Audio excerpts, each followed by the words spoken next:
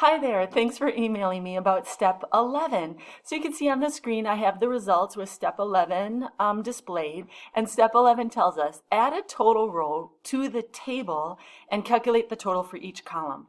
Okay, so I've already downloaded your submission and I'll load it up here on the screen. So what you did is you manually added a total row, typing in the proper label and adding the appropriate functions down below, which is terrific. It's just not what the system wants to see. So what the system wants to see you use is under the Table Tools Design tab, we have the total row setting. That's what they want you to engage. Okay, so you can please delete your row 25, remove that from the system, and then you have to click to be active anywhere in the table at all. Under the Design tab, turn on or activate the total row, and then go ahead and add those sums back in for each of the columns. That's what that system's looking for.